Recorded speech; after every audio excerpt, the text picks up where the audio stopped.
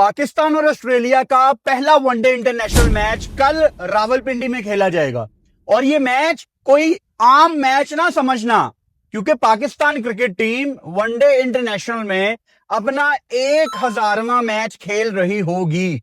इस टाइम दुनिया में सिर्फ 2 टीमें ऐसी हैं जो वनडे इंटरनेशनल में 1000 या 1000 से ज्यादा मैच खेल चुकी हैं। पहले नंबर पे इंडिया की टीम मौजूद है। इंडिया अभी तक 1075 वनडे इंटरनेशनल मैच खेल चुकी है। दूसरे नंबर पे ऑस्ट्रेलिया मौजूद है जो 1019 ओडीआई मैच खेल चुकी है और पाकिस्तान क्रिकेट टीम अभी तक 999 वनडे इंटरनेशनल मैच खेल के इंतजार कर रही है कि कल सुबह हम अपना 1000वां मैच खेलें और इस लिस्ट की हम तीसरी टीम बन जाएं।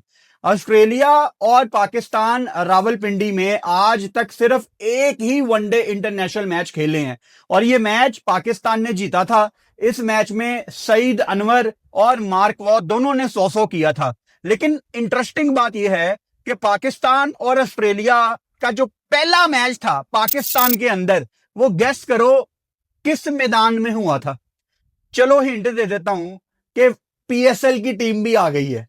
अब होप्स हो कि वो अपना ग्राउंड रेडी कर सकें अगले सीजन के लिए। आप में से काफी लोग पहुंच गए होंगे। Yes, I am talking about Hyderabad. Pakistan और ऑस्ट्रेलिया का जो पहला मैच पाकिस्तान की सरजमीन के ऊपर खेला गया था वो हैदराबाद ने होस्ट किया था। नियाज स्टेडियम हैदराबाद, जो कि तरसती हुई निगाहों से देख रहा है पाकिस्तान क्रिकेट बोर्ड। हमारी तरफ भी देख लो। अब इस ग्राउंड में एक इतना बड़ा रिकॉर्ड बना हुआ है कि आप उसको इग्नोर कर ही नहीं सकते। क्या आप जानते हैं कि पाकिस्तान क्रिकेट टीम के पास एक इतना बड़ा रिकॉर्ड है कि उसके बगैर हिस्ट्री लिखी नहीं जा सकती क्रिकेट की। वनडे इंटरनेशनल की जो पहली हैट्रिक थी, the first ever hattrick in the history of ODI cricket is from Pakistan. Pakistan के फॉर्मर क्रिकेटर जलालुद्दीन साहब ने हैदराबाद में ऑस्ट्रेलिया के खिलाफ वनडे इंटरनेशनल की हिस्ट्री की पहली हैट्रिक कंप्लीट की थी। उनकी हैट्रिक में जो तीसरा प्लेयर था ना, जो बॉलर जिसको बेसिकली उन्होंने आउट किया था, वो जेफ लॉसन था, जो आपके कोच भी रह चुके हैं।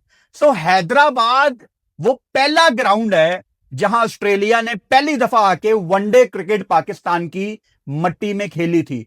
रावलपिंडी की तरफ अगर हम वापस आ जाएं तो रावलपिंडी में सबसे ज्यादा रन अगर किसी टीम ने किए हुए हैं वो पाकिस्तान ही है, 337। And interestingly Haris Rauf Rawalpindi cricket stadium में हाईएस्ट विकेट टेकर है। वकार यूनुस से भी ज्यादा विकेटें ली हुई हैं। पहले नंबर पे हारिस राउफ मौजूद हैं जिन्होंने रावलपिंडी में सबसे ज्यादा खिलाड़ियों को आउट किया है।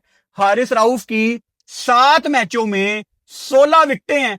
दूसरे नंबर पे वकार यूनुस हैं जिन्होंने 6 वनडे मैच खेले हैं रावलपिंडी में और उनकी 11 विकेटें हैं। तीसरे नंबर पे शुएब अख्तर मौजूद हैं जिन्होंने 7 मैच ही खेले हैं और उनकी 10 विकेटें हैं। यानी Pindi boy Haris Rauf is from Rawalpindi. उनका होम ग्राउंड है रावलपिंडी और ये एक बहुत बड़ा रिकॉर्ड है कि जिस ग्राउंड में जाके आपने बचपन में क्रिकेट देखी है कि यहां मैं भी कभी क्रिकेट खेलूंगा, अब उस ग्राउंड में वनडे इंटरनेशनल की हिस्ट्री में आपकी सबसे ज्यादा विकेटें हों। ये आपको शो करता है कि हारिस राउफ वनडे इंटरनेशनल के कितने इंपॉर्टेंट मेंबर हैं। अब पाकिस्तान टीम को उनको ठीक तरीके से यूटिलाइज करना है। नया बॉल करवा लिया और मिडल में आ गए। डेथ ओवर्स में शायद आपको रिस्क नहीं लेना चाहिए। मैं आपको वेलकम करता हूं। 4 दिन की ब्रेक के बाद हमारी वीडियो आ रही है। पाकिस्तान ऑस्ट्रेलिया पहला वनडे इंटरनेशनल, इसका प्रीव्यू हम करेंगे। और आपको पता है कि जब आप टाइम निकाल के हमारा प्रीव्यू देखते हैं तो आपको मैच से पहले इतनी इंफॉर्मेशन मिल जाती है कि आप जब टीवी लगा के बैठे होते हैं अपने घर वालों के साथ, आपको इतनी ज्यादा चीजें पता होती हैं। तो वेलकम टू आवर प्रीव्यू। आज सबसे पहले मैं ऑस्ट्रेलिया से बात शुरू करूंगा क्योंकि हमने पहले जितनी भी बात की है पाकिस्तान टीम की, मैं आपको हमेशा बताता था कि जैसे ही ये सीरीज पास आएगी मेरा फोकस थोड़ा सा ज्यादा ऑस्ट्रेलिया की तरफ हो जाएगा ताकि मैं थोड़ा सा ऑस्ट्रेलिया के बारे में पढ़ूं, क्योंकि ऑब्वियसली उनके जो बिग बॉयज हैं, चाहे वो मिचेल स्टार्क हैं, जोश हेजलवुड हैं, ट्रेविस हेड हैं, ये पैट कमिंस, ये सारे नहीं आए। लेकिन इसका मतलब ये नहीं है कि ऑस्ट्रेलिया ने कोई बहुत ही फारिग टीम भेज दी है। हाँ, उनकी टीम में एक्सपीरियंस की कमी है। आपके सामने ये ऑस्ट्रेलिया का स्क्वाड मौजूद है। मिच मार्श जो उनके कप्तान थे, ये इंजरी की वजह से, निगल की वजह से बाहर हो गए हैं। आईपीएल इन्होंने खेली है, उसके बाद ये पाकिस्तान आए भी, लेकिन फिट फील नहीं कर रहे, तो ये हिस्सा नहीं होंगे वनडे टीम का। इनकी जगह जिसको कप्तानी दी गई है वो वेस्टर्न ऑस्ट्रेलिया के बैटर जोश इंग्लिश हैं।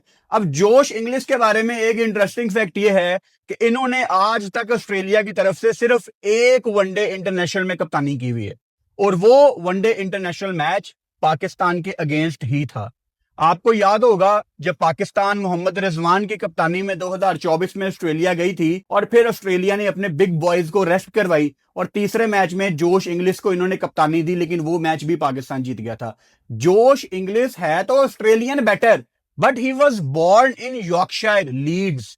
ये इंग्लैंड में पैदा हुआ, और 14 साल की उम्र में इनकी फैमिली माइग्रेट कर गई ऑस्ट्रेलिया, पर्थ में ही इनकी सारी एजुकेशन थी, और पर्थ में ही इन्होंने अपनी सारी क्रिकेट खेली। अब ऑब्वियसली वेस्टर्न ऑस्ट्रेलिया की तरफ से ये क्रिकेट खेलते हैं। अगर मैं ऑस्ट्रेलिया के स्क्वाड को इन डेप्थ देखूं कि कितनी एक्सपीरियंस की कमी है, कितने एक्सपीरियंस लड़के हैं, कितनी नई टीम है, वो बिल्कुल विद इन 30 सेकेंड्स आपको क्लियर होने वाला है। जोश इंग्लिश 33 वनडे इंटरनेशनल है, और कोई खास रिकॉर्ड नहीं है इनका। नेथन इलियस इनके 17 वनडे इंटरनेशनल है। Cameron green is a big name, लेकिन ऑब्वियसली 31 वनडे इंटरनेशनल है। मैथ्यू कुनेमैन इनके 5 वनडे इंटरनेशनल हैं, लेफ्ट आर्म स्पिनर हैं। मार्नस लबुशेन हैदराबाद किंग्समैन की जान मान शान, ये इनके दूसरे नंबर पे सबसे ज्यादा तजर्बाकार खिलाड़ी हैं मैचों के लिहाज से। इस स्क्वाड की अगर मैं बात करूं, 66 वनडे इंटरनेशनल मार्नस ने खेले हुए हैं। फिर राइली मैड्रिड हैं, जो कि आपकी पाकिस्तान सुपर लीग में भी आए हुए थे। इनका सिर्फ एक ही वनडे इंटरनेशनल है, इन्होंने 2021 में खेला हुआ था। यानी फास्ट बॉलिंग के ऊपर मुझे डाउट है। फिर ओली पीक है, अनकैप्ड प्लेयर हैं, और ओली पीक, ओलिवियर पीक इनका पूरा नाम है। ये ऑस्ट्रेलिया अंडर 19 के कप्तान भी रह चुके हैं, और इनको ऑस्ट्रेलिया में कहा जाता है कि ये आने वाले टाइम का बहुत बड़ा बल्लेबाज है। यानी 100 करना इसके लिए मजाक है। तो मुझे लग रहा है कि पीक का डेब्यू आपको इस सीरीज में नजर आएगा। He is a very good batter, left hand से बल्लेबाजी करते हैं ये। फिर मैथ्यू रेनशॉ हैं, सिर्फ 3 वनडे इंटरनेशनल मैच ये खेले हैं। और इसके बाद तनवीर सांगा हैं, लेग स्पिनर, हमने इनको बिग बैश में बहुत ज्यादा देखा है। इनके सिर्फ 4 वनडे इंटरनेशनल मैच हैं। फिर लियाम स्कॉट हैं, ये भी अनकैप्ड हैं, राइट आर्म फास्ट बॉलर हैं। सो फास्ट बॉलिंग में ऑस्ट्रेलिया हल्की है। मैथ्यू शॉर्ट हैं, 18 वनडे इंटरनेशनल मैच, और ऑस्ट्रेलिया का मीडिया भी इनके ऊपर बहुत ज्यादा आजकल सख्ती कर रहा है कि बड़ी परफॉर्मेंसेस चाहिए। सुबह मैं एक आर्टिकल पढ़ रहा था इनके बारे में। फिर बिली स्टैनलिक हैं, 7 वनडे इंटरनेशनल मैच इन्होंने खेले हैं, और ये 7 साल के बाद कोई वनडे इंटरनेशनल मैच खेल रहे हैं। यानी एक फास्ट बॉलर ऑस्ट्रेलिया भेज रहा है जिसका एक वनडे मैच है, दूसरा फास्ट बॉलर ऑस्ट्रेलिया भेज रहा है जो डेब्यू नहीं अभी तक जिसने किया, और जो तीसरा फास्ट बॉलर है वो 7 साल के बाद कमबैक कर रहा है। यानी फास्ट बॉलिंग में जितने रन आप पाकिस्तानियों कर सकते हो ना, कर लो। इनकी फास्ट बॉलिंग बिल्कुल फारग है। उसके बाद इनकी टीम में मुझे एडम ज़ैम्पा नजर आ रहे हैं, जो कि इस स्क्वाड के सबसे सीनियर खिलाड़ी हैं। 116 वनडे इंटरनेशनल मैच खेले हैं, और एडम ज़ैम्पा को आपने पाकिस्तान सुपर लीग में तो देखा ही देखा है, लेकिन एडम ज़ैम्पा एक बहुत बड़े रिकॉर्ड के करीब हैं, जो कि मैंने रिकॉर्ड यहां पे मेंशन भी किया हुआ है। शेन वॉन के इस टाइम ना, Shane Warne is the only spinner in the history of Australia जिन्होंने 200 विकेटें वनडे में कंप्लीट की हुई हैं, और एडम ज़ैम्पा को सिर्फ 4 विकेटें चाहिए वनडे में 200 विकेटें पूरी करने के लिए। यानी 3 मैचों में एडम ज़ैम्पा 4 विकेटें आपके ख्याल से क्या नहीं लेगा? 100% लेगा। और जैसी विकेटें पाकिस्तान में बननी है, अब अगेन मैंने इस चीज की ख्वाहिश तो की थी कि पाकिस्तान थोड़ी ग्रीन टॉप विकेट बनाए, थोड़ा अच्छा बाउंस हो, लेकिन क्या रियलिस्टिकली वो पॉसिबल है? रावलपिंडी में तो मुझे नहीं लगता कि आपको कोई बहुत ज्यादा बाउंसी ट्रैक मिलेगा। हाँ, अगर आप रावलपिंडी की पिच को उसकी नेचुरल हालत में छोड़ दें तो ठीक है, थोड़ा बहुत बाउंस आ जाता है। लेकिन एक फैक्ट जो हम नहीं इग्नोर कर सकते कि इस टाइम शदीद गर्मी है पाकिस्तान में, शदीद गर्मी। रावलपिंडी में भी आज कोई 39-40 सेल्सियस था। अच्छा, कल थोड़ा सा मौसम बेहतर है, 34-35, मतलब 34-35 सेल्सियस भी गर्मी ही है। लेकिन पिछले दिनों जितनी धूप लगी है विकेट को, विकेट बहुत ज्यादा टूट गया होगा। अब यहां बैठे मुझे ये तो नहीं पता कि इन्होंने कितना पानी लगाया है, कितना विकेट को जोड़ने की कोशिश की है, लेकिन जितनी गर्मी पाकिस्तान में इस टाइम पड़ रही है ना, रावलपिंडी लाहौर में, बॉस, विकेट ने टूटना ही टूटना है। और विकेट टूटने से आसान लफ्जों में आपको बता देता हूं, स्पिन ट्रैक होगा। आपको वो Aqib Javed, the greatest selector, the greatest coach, the greatest cricketer, और भी जो आपने कहना कह लो in the history of Pakistan, Aqib Javed का आपको वो एक फेमस इंटरव्यू याद होगा कि विकेट को ड्राई करो, 100% आउट होंगे। उस बात का मतलब क्या था कि विकेट को ड्राई करो। वो सर्दियों में जो ये गर्म पंखे लगाते थे विकेट को हवा देने के लिए, क्योंकि धूप नहीं लगती थी, विकेट खुश्क नहीं होती थी। अब मौसम इतना गर्म है कि नेचुरली विकेट आपका खुश्क हो रहा है, और जब विकेट इतना खुश्क होगा तो स्पिनर्स का रोल बहुत ज्यादा आएगा। शायद यही वजह है कि पाकिस्तान ने अपने स्क्वाड में कोई फास्ट बॉलिंग ऑलराउंडर रखा ही नहीं है, जिसको बहुत ज्यादा क्रिटिसाइज भी किया जा रहा है फॉर द राइट रीजंस कि आप फहीम अशरफ कहां पे खिलाओगे उसको, आप एटलीस्ट उसको 15 में तो रखो, या आप सीरीज टू सीरीज चल रहे हो कि आपको पाकिस्तान में जरूरत नहीं पड़ेगी, साउथ अफ्रीका में फहीम को वापस ले आएंगे। लेकिन आई डोंट थिंक सो कि ये ठीक स्ट्रेटजी है। अब ठीक है, फहीम इस टाइम इंग्लैंड में है, वहां T20 क्रिकेट खेल रहा है, शायद इनका पॉइंट ऑफ व्यू ये हो कि वहां पे जाके फहीम क्रिकेट खेल ले, बजाय इसके कि यहाँ पे आपने उसको बेंच करना है। लेकिन लाहौर में यहाँ पे ऑस्ट्रेलियन सॉइल इस्तेमाल होगी, और ऑस्ट्रेलियन सॉइल में हमने पाकिस्तान सुपर लीग में भी देखा है कि थोड़ा सा बाउंसी ट्रैक निकलता ही निकलता है, चाहे जितनी मर्जी धूप लगी हो। तो एक मैच तो आप फहीम को यहां पे दे सकते थे, क्यों? क्योंकि आपने प्रोबेबली उसको साउथ अफ्रीका लेके जाना है। साउथ अफ्रीका में हर टीम के पास एक एक दो दो फास्ट बॉलिंग ऑलराउंडर होंगे, आपके पास कौन है? आपने यहां पे बहुत ज्यादा स्पिनर्स की ऑप्शन डाल दी है, दो दो तीन तीन चार चार। शदाब बनता नहीं था, आप अगर डालते तो अरफात मिनहास को डाल देते। आपके पास इतने स्पिनर्स हैं, आगे जाके करेंगे इस वीडियो में बात। सो ऑस्ट्रेलिया के बारे में ये कहना कि ऑस्ट्रेलिया ने कोई बहुत ही कोई बच्ची टीम भेज दी है, बहुत ही कोई फारिग टीम भेज दी है, ये नहीं मैं कह सकता। लेकिन बॉलिंग इनकी बहुत ज्यादा वीक है।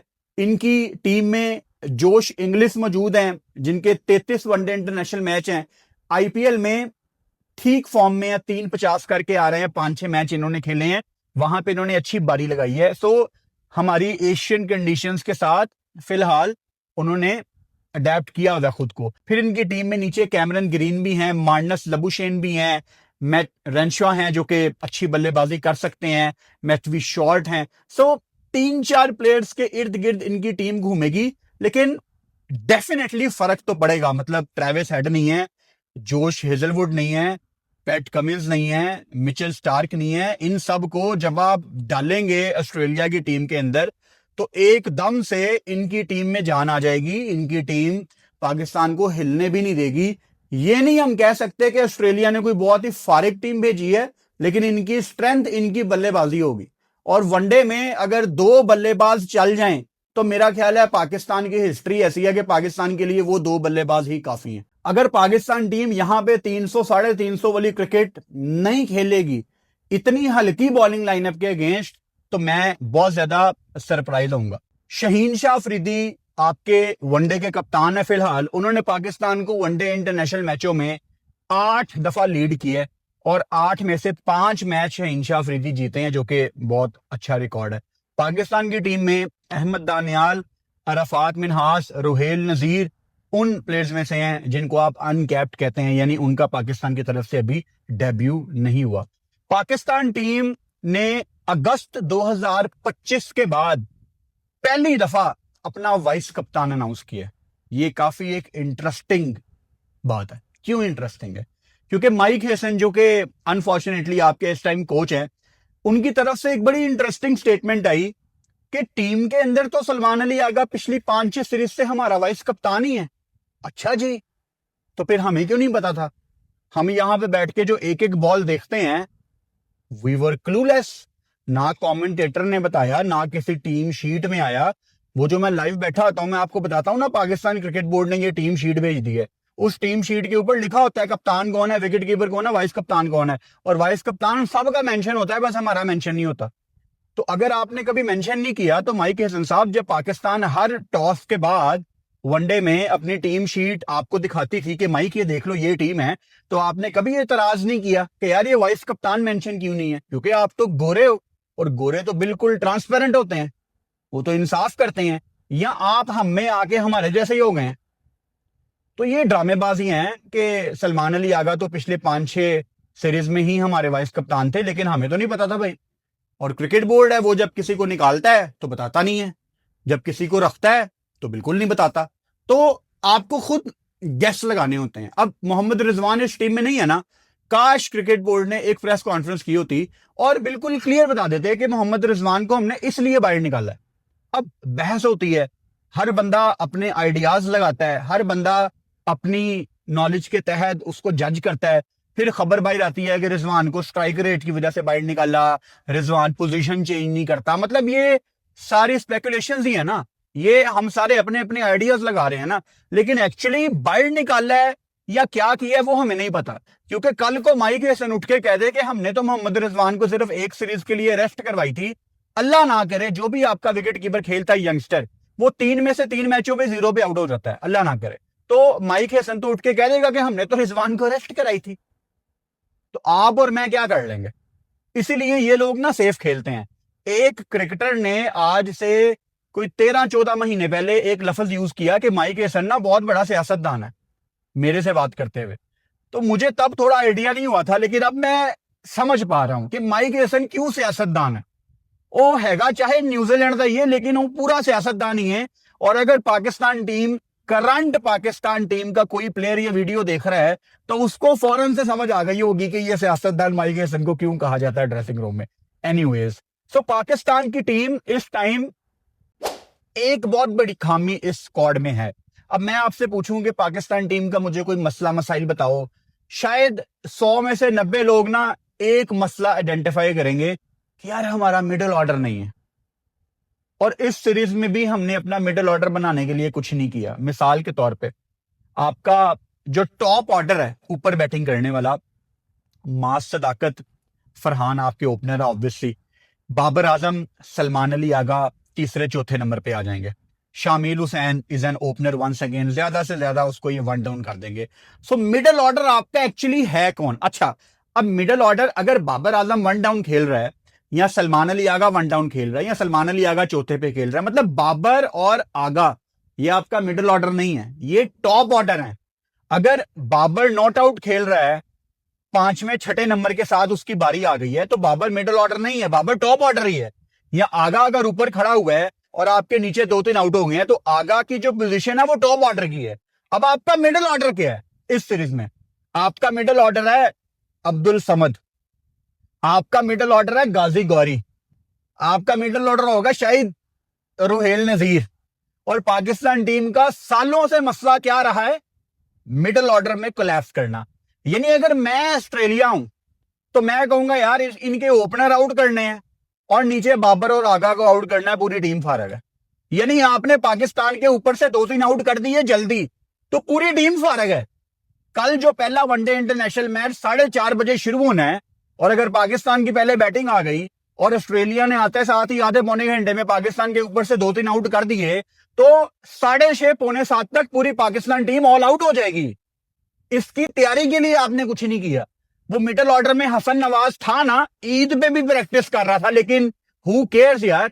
हसन नवाज अगर आपका वनडे में मैन ऑफ द मैच है और बैजा टेक के, कोई नहीं हमें भाई तेरी इंपॉर्टेंस का पता, क्या करना है मैन ऑफ द मैच। वो जो ट्रॉफी है ना वेस्ट इंडीज में मैन ऑफ द मैच वाली, वो कबाड़िए को बेच दे, उसकी कोई औकात नहीं है यहाँ पे। वो आकिफ जावेद ने जो न्यूजीलैंड में सबसे अच्छी बॉलिंग की थी, वो फाड़ के फेंक दे अपना बोर्डिंग पास जो तूने न्यूजीलैंड वाला संभाल के रखा हुआ है कि मैं कभी न्यूजीलैंड गया था। खत्म करो यार, हमें परफॉर्मर्स नहीं चाहिए। हमारा कोच मीडियोकर है, वो रात को कुछ सोच के सोता है कि सुबह मैं ये करूंगा, और 3-3 साल पहले जो लड़के वनडे खेल के दफन हुए होते हैं मट्टी में, उनको कब्र से निकाल के वो वनडे खिला देगा, क्योंकि उसको लगता है कि वो ठीक है। और जब वो बाहर चला जाएगा माइक हेसन वापस न्यूजीलैंड, तो उसको कोई भी कोचिंग में रख लेगा, कोई आईपीएल दोबारा बुला लेगी, आरसीबी वगैरह। दुनिया में 1000 लीग्स हैं, मतलब वो तो भाई घर नहीं बैठेगा अब। लेकिन आप और मैं दिन ब दिन नीचे ही जा रहे हैं, और हमें बर्बाद करने वाले कुछ गोरे भी हैं और कुछ हमारे क्रिकेटर्स भी हैं, आकिब जावेद वगैरह, सरफराज मिसबा, ये लोग, असद शफीक। पाकिस्तान से इतने साल टेस्ट क्रिकेट खेले हैं, जो टीम इन्होंने बनाई है या जो टीमें ये बना रहे हैं, उसकी क्या कोई लॉजिक है? पहले ना पाकिस्तान में थोड़े बहुत लोग कह देते होते थे कि टीम अच्छी नहीं लगी, लेकिन अब तो पूरा पाकिस्तान एक ही आवाज लगा रहा है कि टीम फारग है हमारी, जो भी टीम सेलेक्ट होती है। अब मुझे बिल्कुल अच्छा नहीं लगता कि मैं शादाब खान के ऊपर हर वीडियो में बात कर रहा होता हूं, लेकिन शादाब खुद सोचे कि मैं अगर सोशल मीडिया पे अपनी तस्वीर लगाता हूं शादाब खान, या अगर पीसीबी मेरा message, video message social media पे डालता है कि ऐप डाउनलोड करें, मैच लाइव देखें, तो उसके नीचे 99% ऑडियंस मेरा मजाक क्यों उड़ा रही है? शादाब, सोच इस बारे में, क्योंकि पहले ऐसा नहीं था। तो कुछ तो आप गलत कर रहे हो ना। शाहीन, अभी तो शाहीन की कप्तानी के ऊपर तो बात ही नहीं आ रही, उसकी परफॉर्मेंस इतनी गंदी है, उसकी बॉलिंग इतनी गंदी है। अभी तो शाहीन की कप्तानी तक तो हम पहुंचे नहीं है। तो अगर उसकी बॉलिंग को इतना ज्यादा क्रिटिसाइज किया जा रहा है, अगर हम उसकी कप्तानी तक आ गए, फिर तो भाई यहां पे बड़ी मुश्किल हो जाएगी शाहीन को। तो ये हमारे क्रिकेटर्स को सोचना है कि ये जो पूरे पाकिस्तान में लोग अब हमें बहुत ज्यादा सख्त लफ्जों में याद करते हैं, ऐसा क्यों है? सोचो जरा इस बारे में। और मैं कन्विंस हूं इस बात पे, क्योंकि पाकिस्तान टीम का ना एक सैंपल साइज मेरे पास मौजूद है पिछले 2-2.5 साल का। जहां भी पाकिस्तान टीम जा रही है दुनिया के जिस कोने में, हमारा जो स्क्वाड सिलेक्ट होता है वो उससे ऑपोजिट होता है। मिसाल के तौर पे ये दुबई जाएंगे, स्पिनर नहीं भेजेंगे। ये साउथ अफ्रीका जाएंगे, पूरे फास्ट बॉलर नहीं भेजेंगे। ये अब होम सीरीज खेल रहे हैं, आपने यहाँ पे प्रॉपर मिडल ऑर्डर नहीं रखा। और पाकिस्तान में आपको पता है यहाँ पे 300 350 बड़े मजे से लगता है। तो मिडल ऑर्डर जो कि आपकी टीम की बैकबोन है, वो कहां पे है? वो है ही नहीं है। कोई चल जाए तो वो सिर्फ आपका बोनस है, लेकिन आपने तैयारी कोई नहीं की। बाकी इस सीरीज में एक बहुत बड़ा रिकॉर्ड पाकिस्तान के नाम इंशाल्लाह आएगा। पाकिस्तान की तरफ से वनडे इंटरनेशनल मैचों में सबसे ज्यादा 100 बनाने का रिकॉर्ड बाबर आजम इंशाल्लाह अपने नाम कर लेंगे। इस टाइम सईद अनवर की वनडे में 20 सेंचुरी हैं और बाबर आजम की भी 20 सेंचुरी हैं। यानी 1 सेंचुरी बाबर आजम को चाहिए और वो पाकिस्तान की हिस्ट्री में वनडे इंटरनेशनल में सबसे ज्यादा 100 बनाने वाले खिलाड़ी बन जाएंगे। और मुझे लगता है कि जितनी मजे की कंडीशंस यहां पे होनी है, मैंने पहले भी बात की थी, I will be very surprised अगर एटलीस्ट 200 बाबर आजम यहां पे ना करे। इवन सलमान अली आगा भी मुझे लगता है कि यहां पे अगर आगा ने 100 ना किया तो मतलब ये नुकसान ही है आपका, क्योंकि बड़ी आसान कंडीशन होंगी बैटिंग के लिए। इतना ड्राई विकेट है, सिर्फ आपको स्पिनर को टैकल करना है और आगा स्पिन को ठीक खेलता है। बाबर आजम की एक मैसिव इंप्रूवमेंट है अगेंस्ट स्पिनर्स। सिर्फ जैम्पा ही है जो कि थोड़ा बहुत तंग कर सकता है, और तनवीर सांगा को हम देखेंगे कि वो पाकिस्तान पिचेस पे किस तरह सेटल डाउन होते हैं और कितनी जल्दी सेटल डाउन होते हैं। अच्छा, ऑस्ट्रेलिया के बारे में एक परसेप्शन है कि ऑस्ट्रेलिया बड़ी टीम है, मतलब ऐसा कोई डाउट ही नहीं है। चाहे वो जिस मर्जी लड़के को भेजें, लेकिन ऑस्ट्रेलिया एक बड़ी टीम है, लोग उनको देखना चाहते हैं कि ऑस्ट्रेलिया का मैच है। सो अगर मैं हेड टू हेड कंपैरिजन देखूं पाकिस्तान और ऑस्ट्रेलिया का अक्रॉस ऑल 3 फॉर्मेट्स, यानी इंटरनेशनल क्रिकेट में पाकिस्तान और ऑस्ट्रेलिया ने 214 मैच खेले हैं। अब मैं सिर्फ वनडे की बात नहीं कर रहा, सिर्फ आपके दिमाग में एक प्लॉट करने के लिए ये बात कि ऑस्ट्रेलिया आपसे कितनी बेहतर टीम है और आपको क्या एडवांटेज हासिल है because you are playing in Pakistan. तो ये आपको भी समझ आ जाएगा 1 मिनट में। तो 214 मैच आपने अक्रॉस ऑल 3 फॉर्मेट्स खेले हैं ऑस्ट्रेलिया और पाकिस्तान ने। इसमें से 122 ऑस्ट्रेलिया जीता है और 66 पाकिस्तान जीता है। यानी क्लियरली ऑस्ट्रेलिया ने अक्रॉस ऑल 3 फॉर्मेट्स आपको डोमिनेट किया है। इसमें से 2 मैच टाई हैं और 20 ड्रॉ हैं, क्योंकि हम तीनों फॉर्मेट्स की बात कर रहे हैं तो टेस्ट भी इसमें आता है। लेकिन जैसे ही हम पाकिस्तान के अंदर ये रिकॉर्ड देखते हैं, अब मैंने आपको क्यों बताया कि अक्रॉस ऑल 3 फॉर्मेट्स 214 मैचों में से 122 ऑस्ट्रेलिया जीता है, 66 पाकिस्तान जीता है। यही रिकॉर्ड जब आप सिर्फ पाकिस्तान के अंदर देखते हैं कि ऑस्ट्रेलिया ने जब किसी भी फॉर्मेट का मैच पाकिस्तान के अंदर आके खेला है, पाकिस्तान की सरजमीन पे खेला है, तो पाकिस्तान एक बेहतर टीम बन जाती है। मिसाल के तौर पे टोटल 47 मैच हुए हैं पाकिस्तान और ऑस्ट्रेलिया के अक्रॉस ऑल 3 फॉर्मेट्स, तीनों फॉर्मेट्स में पाकिस्तान की मट्टी के ऊपर। 47 मैचों में ऑस्ट्रेलिया जीता है 17 और पाकिस्तान कितने जीता है 16, यानी तकरीबन हाफ लेवल पे है। तो ऑस्ट्रेलिया जब पाकिस्तान में आती है तो ऑस्ट्रेलिया के लिए कभी भी प्लेट में रख के मैच उनको नहीं मिला, उनको फाइट करनी पड़ती है। इसीलिए मैंने वो रिकॉर्ड आपको बिल्कुल शुरू में बताया था कि लास्ट टाइम पाकिस्तान और ऑस्ट्रेलिया जब एक वनडे मैच रावलपिंडी में खेले थे, वो मैच पाकिस्तान जीता था। एक ही मैच हुआ है रावलपिंडी में पाकिस्तान ऑस्ट्रेलिया का वनडे आज तक, और वो पाकिस्तान जीता है। उस मैच में द ग्रेट सईद अनवर का 100 था और ऑस्ट्रेलिया की तरफ से मार्क वॉ का भी 100 था।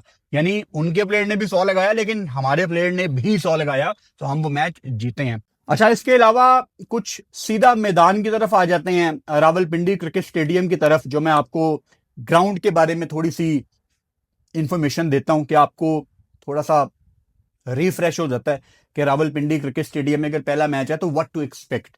सो रावलपिंडी में जी आज तक सिर्फ 30 वनडे मैच खेले गए हैं, 30, दैट्स ऑल। इसमें से जिस टीम ने पहले बैटिंग की है वो 13 मैच जीती है, और जिसने चेज किया है वो 17 मैच जीती है। अब क्योंकि पहला मैच है, हमें नहीं पता कि ड्यू कितनी आएगी, लेकिन लाहौर के हिसाब से अगर मैं देखूं ना, क्योंकि लाहौर में भी आजकल बहुत ज्यादा गर्मी पड़ रही है और मगरिब के बाद ना एकदम टेम्परेचर में अच्छा खासा फर्क आता है। अच्छा, ड्यू कब पड़ती है? जब टेम्परेचर को अच्छा खासा आप डिफरेंस देखें थोड़े कम टाइम में। मिसाल के तौर पे 4-5 बजे दोपहर को टेम्परेचर है 42-43 सेल्सियस और 8 बजे टेम्परेचर है 31-32। अगर इतना बड़ा डिफरेंस आप एक साथ देख लेना 3-4 घंटे में, तो ड्यू के चांसेस बहुत ज्यादा है कि एकदम टेम्परेचर नीचे आता है। सो रावलपिंडी में भी तकरीबन आजकल वही सिचुएशन चल रही है जो लाहौर में है। बट अगेन पहला मैच है, हमें नहीं पता कि ड्यू कितनी आएगी, लेकिन अगर ड्यू आई तो यहां पे चेज करना आसान हो जाएगा। क्यों आसान हो जाएगा? क्योंकि बॉल ग्रिप नहीं होगा। जब बॉल ग्रिप नहीं होगा तो वो रिवर्स नहीं हो सकता। अगर बॉल गीला हो गया है वो रिवर्स नहीं हो सकता, ये पॉसिबल है ही नहीं है, तो रिवर्स स्विंग निकल जाती है। अच्छा, बाय द वे ऑस्ट्रेलिया की तरफ से रिवर्स स्विंग करनी किसने है?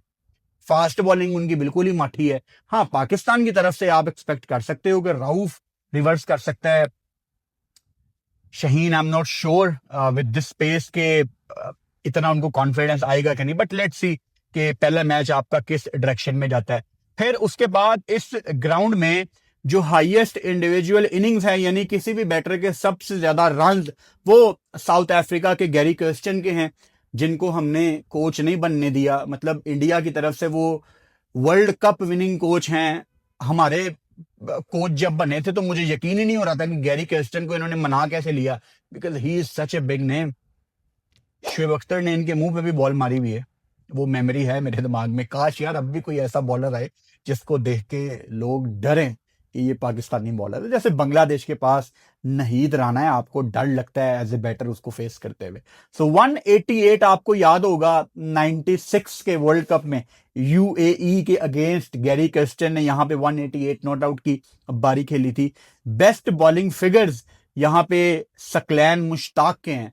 सकलैन भाई व्हाट एन ऑफ स्पिनर भाई, यकीन करो मैं भी 5-6 दिन पहले भी किसी से डिस्कस कर रहा था, पाकिस्तान की तरफ से जो 3-4 मैच विनर आप देख सकते हो ना सन 2000 के बाद, एक सईद अजमल है, एक प्रोबेबली सकलैन मुश्ताक है। मतलब मैच विनर जो अपने बलबूते पे मैच जितवा सकते थे। बैटिंग में आ जाओ, आई थिंक इंजी के बाद बैटिंग में मेरा नहीं ख्याल कि पाकिस्तान को अभी तक कोई मैच विनर मिला है जो कि पाकिस्तान का मैच निकाले, सीधा करे। अभी जैसे मिसाल के तौर पे अभी बांग्लादेश से आप टेस्ट मैच हारे हो, द ग्रेट इंजी ने आखिरी विकेट में वो मशहूर जमाना टेस्ट मैच मुल्तान में आपको बांग्लादेश के अगेंस्ट जितवाया था, अकेला इंजी खड़ा हुआ था। तो इंजी बहुत बड़े मैच विनर थे भाई, बल्लेबाजी में उनके बाद अभी तक पाकिस्तान को कोई मैच विनर नहीं मिला। अच्छा, सकलैन मुश्ताक ने यहाँ पे 20 रन दे के 5 विकेटें ली हुई हैं सन 2000 में, बड़ा पुराना रिकॉर्ड है। हाईएस्ट स्कोर इस ग्राउंड में मैंने बिल्कुल आपको शुरू में बताया, पाकिस्तान ने न्यूजीलैंड के अगेंस्ट यहाँ पे 337 चेज किया हुआ है। और जब भी आप कोई बहुत बड़ा चेज देखेंगे ना पाकिस्तान की हिस्ट्री में पिछले कोई 8-9 साल में निकाल के, आपको एक बल्लेबाज हर बड़े चेज में नजर आएगा, फखर जमान। इस मैच में भी फखर ने 180 किया था। तो फखर जमान को मैं बार बार यही मशवरा देता हूं कि टेस्ट आप खेलते नहीं हो, फिटनेस फखर की बहुत खराब है, बॉडी बहुत ज्यादा इंजरी कैरी करती है, T20 से फखर को रिटायरमेंट ले लेनी चाहिए और सिर्फ वनडे पे फोकस करना चाहिए कि मुझे सिर्फ 2027 का ओडीआई वर्ल्ड कप खेलना है, और वो फखर का सबसे मजे का फॉर्मेट है। फखर ज्यादा कंफर्टेबल फील करता है वनडे में, जो थोड़ा बहुत टाइम बोल लेना अक्सर चाहता है, तो वो वनडे फॉर्मेट उसको अलाउ करता है। तो वनडे फखर जमान का फॉर्मेट है। तो फखर जमान ने ये 337 के चेज में, आपको याद होगा पिंडी में न्यूजीलैंड के अगेंस्ट 180 रन की बारी खेली थी। यहां पे जो लोएस्ट स्कोर है वो जिम्बाब्वे यहाँ पे 104 पे ऑल आउट हुई है 2004 में श्रीलंका के अगेंस्ट। और यहाँ पे जो एवरेज रन्स पर विकेट है, यानी कितने रन्स के बाद पहली विकेट गिरती है, वो तकरीबन 35 रन है। लेकिन क्योंकि सैंपल साइज इतना ज्यादा नहीं है, 30 मैच, और गैप बहुत ज्यादा आता है ना, ये तो रावलपिंडी को अब कभी कभी कोई एक आधा मैच मिल जाता है, लेकिन ज्यादा मैच आप देखते हैं माजी में भी लाहौर कराची को मिल गए। पता नहीं वो दिन कब आएगा कि पाकिस्तान में अगर कोई टीम आ रही है, अव्वल तो 3 मैचों की सीरीज मुझे पसंद ही नहीं है, 5 मैच होने चाहिए एटलीस्ट। जितने भी मैच है ना, अब ये 3 थे, ये 3 मैदानों में होने चाहिए थे। कोई वजह नहीं है, मतलब अब तो आपका सिक्योरिटी का भी कोई मसला नहीं है, पैसे आपके पास बहुत ज्यादा है एज ए क्रिकेट बोर्ड, तो क्या वजह है कि आपने 2 मैच लाहौर में रख दिए हैं? मतलब क्यों? एक रावलपिंडी को दे दिया, ठीक है, एक लाहौर को दे दिया, फेयर इनफ, तीसरा मैच यहां आप मुल्तान को देते या फैसलाबाद को देते, मतलब कोई ज्यादा वेदर का फर्क तो नहीं है ना। मुल्तान में भी कोई 1-2 सेल्सियस ज्यादा ही गर्मी पड़ रही होगी, कोई बहुत बड़ा डिफरेंस तो नहीं है। तो ये एक मैदान में 2 मैच इकट्ठे करवा देना, ये मेरी समझ से बाहर है। ये पुराने जमाने की बात है कि लॉजिस्टिकल इशू आ गए वगैरह वगैरह, I don't by this logic. बाकी पाकिस्तान ऑस्ट्रेलिया के तीनों वनडे मैच पाकिस्तान टाइम के मुताबिक दोपहर को 4:30 बजे शुरू होंगे। और आपको पता है पाकिस्तान के मैचों में मैं 1 घंटा पहले लाइव आता हूं, मतलब हम लाइव स्ट्रीम तो कर रहे हैं, लेकिन पाकिस्तान टाइम के मुताबिक मैं 3:30 बजे लाइव आऊंगा। मैच से 1 घंटा पहले, टॉस से आधा घंटा पहले, आप सबके लाइव क्वेश्चंस, पूरा मैच साथ बैठ के देखेंगे। 4 दिन की ब्रेक हमने मनाई है, बिल्कुल रिफ्रेश होके मैं तो वापस आ गया हूं। वो अलग बात है कि अभी तक मैंने नया सोफा नहीं लिया, तो नेक मेरी देखेंगे कि किस तरह इस दफा मेरा साथ देती है, या कितना देती है या कितना नहीं देती। तो मजा आएगा इंशाल्लाह ताला। आपके कंट्री के टाइम के मुताबिक मैं कितने बजे लाइव आऊंगा, ये इंफॉर्मेशन मैंने फेसबुक के कवर फोटो पे भी लगाई हुई है और यूट्यूब के हेडर पे भी लगाई हुई है। तो कल इंशाल्लाह पाकिस्तान टाइम के मुताबिक दोपहर को 3:30 बजे 3:30 PM लाइव में आपसे मुलाकात होती है। Good night.